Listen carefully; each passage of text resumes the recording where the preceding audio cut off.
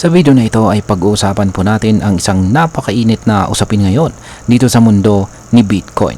At ito po ang tinatawag na $69,000 lifeline o ang presyong maaaring magdesisyon kung tutuloy-tuloy pa ang pagtaas ni Bitcoin o magsisimula na itong bumagsak. Ayon po sa mga eksperto, ang presyo na $69,000 ay hindi lamang po basta numero. Ito po ay isang key support level o pinakamahalagang support na presyo dito kay Bitcoin ngayon. Pero, bakit nga ba ito mahalaga? At ano po ang maaring mangyari kung hindi na kayang hawakan or i-hold ni Bitcoin ang presyong ito? Kaya ayan po ang siyang ating pag-uusapan sa video na ito. Pero bago po tayo magpatuloy ay pakibasa na lamang po ang disclaimer dito sa ibaba ng ating screen. Ayan. Bakit nga ba napakahalaga ng $69,000 na support na ito ni Bitcoin? Unang-una ay kailangan nating tandaan na ang support level ay ang mga presyong pinaniniwala ang kayang saluhin o pigilan ang tuluyang pagbagsak ng isang asset, at sa kasong ito ay si Bitcoin. Ngayon, ayon po sa crypto analyst na si Borak Kismesi, ang $69,000 na price level ay tumutugma po ito sa tinatawag na Bitcoin Spot ETF Realized Price. Ibig sabihin po nito, ito yung average na presyo kung saan binili ng mga investors si Bitcoin sa pamamagitan po ng spot ETF simula nang ito'y ma-launch noong taong 2024. So kung babagsak ang presyo ni Bitcoin sa ilalim ng $69,000 na price level, ayan, ay maraming investors ang papasok sa loss territory or marami po ang makakaranas ng talo. Ibig sabihin ay lugi sila. Kaya sobrang laki ng pressure na hindi mabasag ang presyong ito. Dahil kung mabutas ito, pwede tayong makakita ng pagbagsak papunta sa $65,000 o baka mas mababa pa.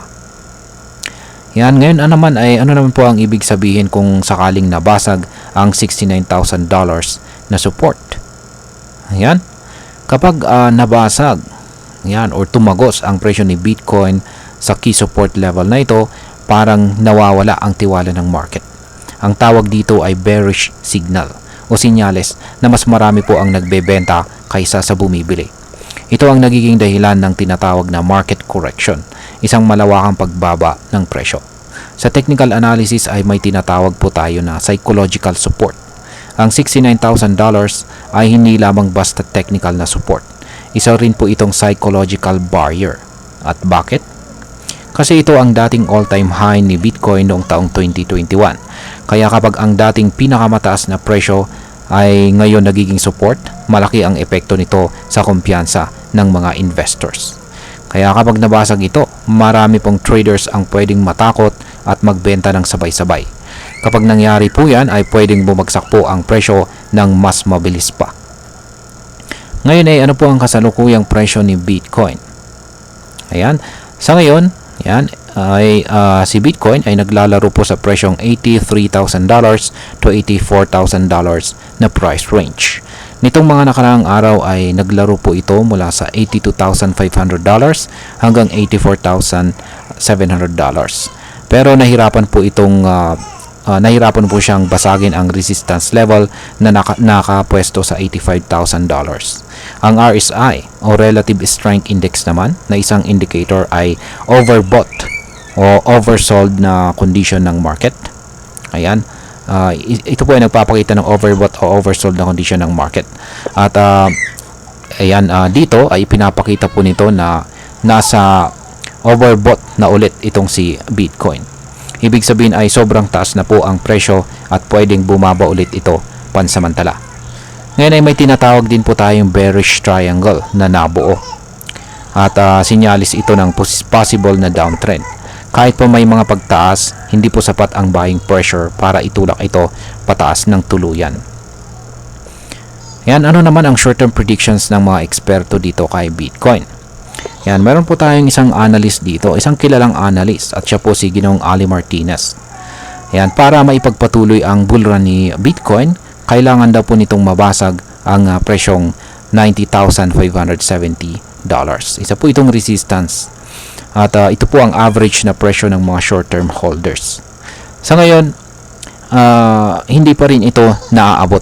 Kaya nasa delikadong kalagayan pa rin ang market. Kung hindi po mag-hold ang presyo sa itaas ng $69,000 at kung hindi rin maabot ang resistance sa taas, posibleng mawalan po ng direksyon si Bitcoin at bumagsak.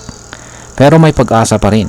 Kung magkakaroon po ng sapat na buying pressure sa loob ng susunod na 2 oras sa kanyang daily chart, may chance na mabasag nito ang $85,000 na resistance at baka umakyat pa ito sa presyong $87,000 or higit pa.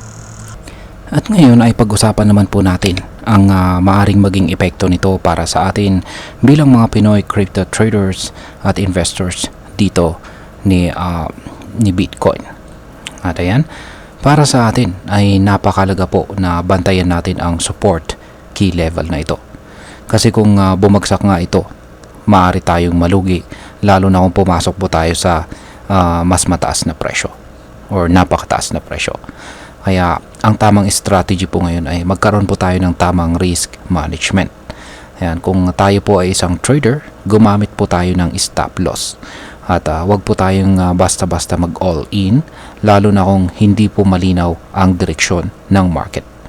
Kung tayo naman po ay isang long-term holder, baka okay lang na maghintay muna tayo. Pero kung short-term trader naman po tayo, ay malagang pag-aralan natin ang mga technical indicators bago po tayo pumasok. At ayan, ang masasabi ko naman po rito ay ang $69,000 na price level na ito ay parang life support ni Bitcoin sa ngayon. Ayan, life support. Kung ito po ay mabasag, posibleng magbago po ang sentiment ng buong crypto market. Hindi lang ito tungkol sa presyo, kundi sa tiwala ng mga tao sa kasalukuyang bull run. Pero hindi rin ito dahilan para tayo ay matakot. Sa halip, gamitin po natin ang pagkakataong ito para mas mapalalim ang ating kaalaman sa technical analysis, market sentiment at pag-manage ng ating mga investments. Tandaan po natin, hindi po puro hype ang crypto. Kailangan natin dito ang diskarte, pasensya at saka kaalaman. At ayan, hanggang dito na lamang po tayo sa video na ito mga ka-crypto. Marami pong salamat sa panonood. Ingat po tayo lagi at God bless po sa ating lahat.